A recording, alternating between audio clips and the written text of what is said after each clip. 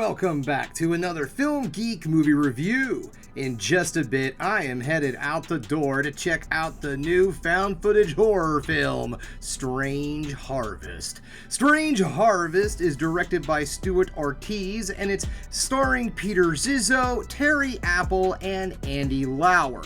It tells the story of a psychopath murderer who's been in retirement for some time and then pops back up out of nowhere, so these two detectives have to go find this guy and stop him on his reign of terror. But here's the kicker, right? This movie is going to be told in like a mockumentary fashion, and they're going to be using all sorts of different film techniques. So there's going to be parts of the movie that are just like police body cam footage, or, you know, footage that's caught security cam wise, things of that sort. So I'm really intrigued by this film and the way that it's going to be presented. And also, I absolutely love a serial killer psychopath police procedural film. I love movies like Silence of the Lambs and movies like that, Seven and all. So this movie is right up my alley, with it being found footage also mockumentary style. It's almost like the director of this film called me up and said, "Hey, Film Geek, what are your ideas for a horror film?" And I'm like, you know what? Let's do this, this, and this. I am really excited to go see this film. So you know what? It is enough of me sitting here jibber-jabbering on. It's time for me to say goodbye to my faithful feline friend Haku, because it's time for me to go check out Strange Harvest.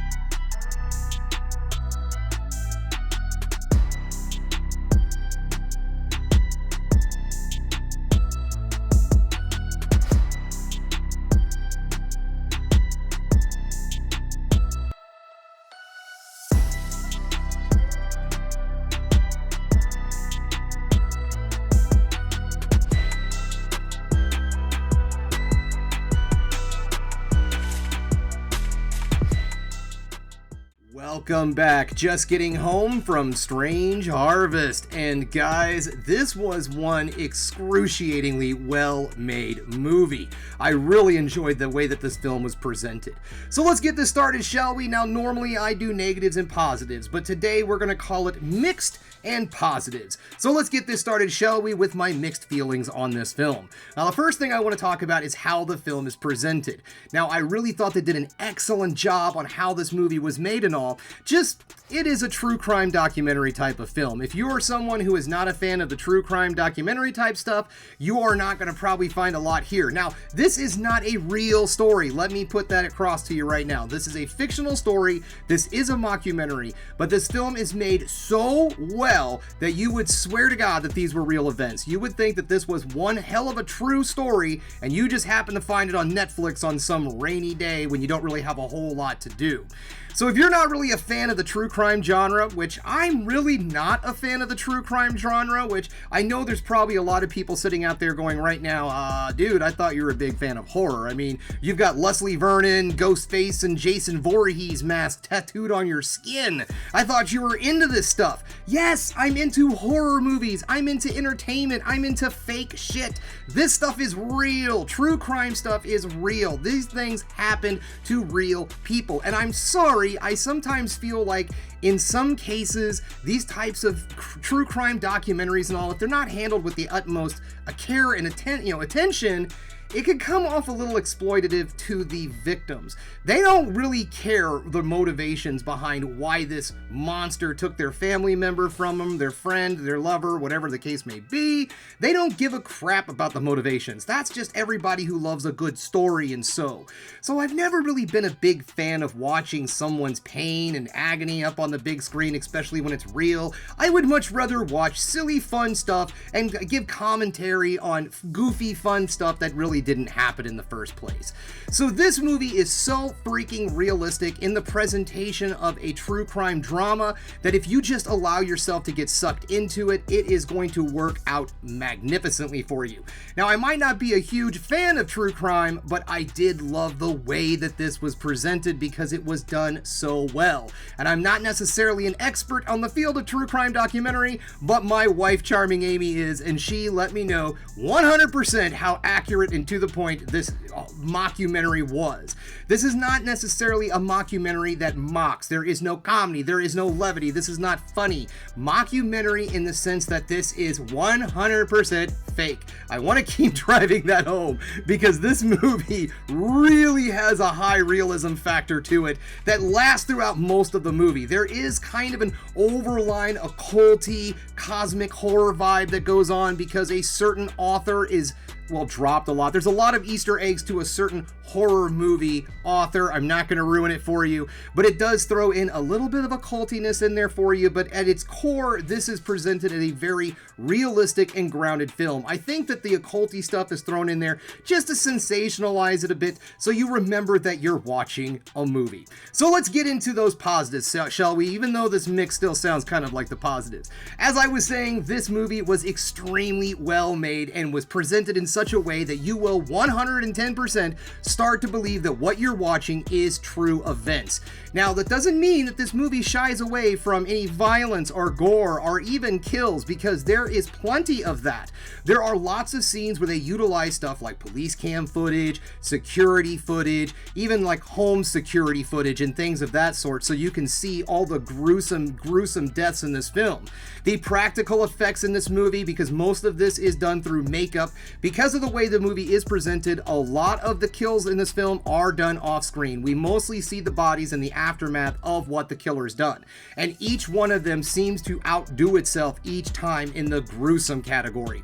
We get opened up to an entire family that was killed, which is in the trailer, so I am not ruining anything from you, but let's just say that things go even further than that as this film progresses. So there is some really well done kills and some extremely tense moments.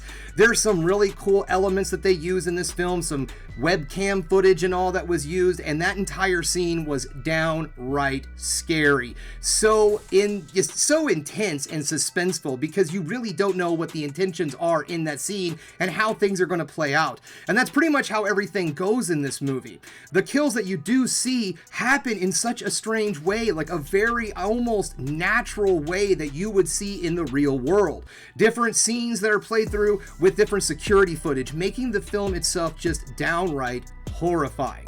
Most of the horror in this film does rely upon, yes, the makeup for the bodies, the very realistic depictions of the deaths and all that are in this film. That's where a lot of the horror lies. Plus just the fact of keeping this so grounded in reality for the viewers and making it seem like this is a very real documentary. So again, if you allow yourself just to be taken into this film, the actual horror of the movie is the fact that this could be real. Even though it's not, I'm going to keep stressing that, the movie does a great job of making you feel what you're watching is 110% real, and that's where a lot of the horror lies. The acting in this film is absolutely spot on. Our two lead actors who play the detectives, Peter Zizzo and Terry Apple, are outstanding in their roles. I honestly thought they were police officers by the way that they talk, the way their cadence, their everything of that sort. They really felt very professional and more like real people that are sitting there being interviewed rather than actors playing a part.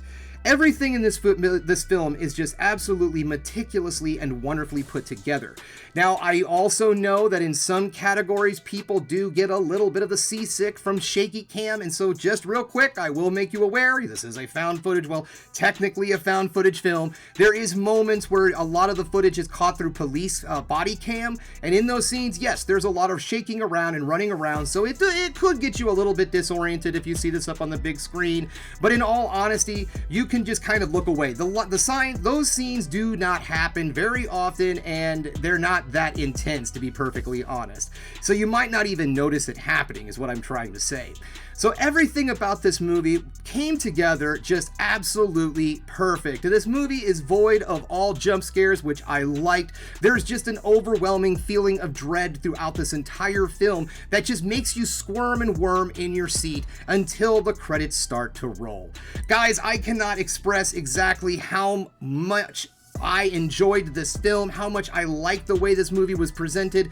Stuart Ortiz did an excellent job with this movie. I don't know if I brought it up or not, but he also wrote this film too, so I thought that was really cool. He directed, wrote this film, and did an outstanding job from beginning to end. So yes, this film is giving very, very, very high very high recommendation from me. If you are a fan of the true crime genre, you're going to find a lot here, and you may not even be a fan of horror films, the fake presented horror films. But if you're a fan of like true crime drama, you're probably gonna find a lot here, even if you're not a fan of horror films or horror in general. And if you are a fan of horror films, there are plenty of little Easter eggs of that said before author that you can find throughout the entire film that kind of make it fun to kind of piece together what might be going on with this whole occulty vibe that's going on.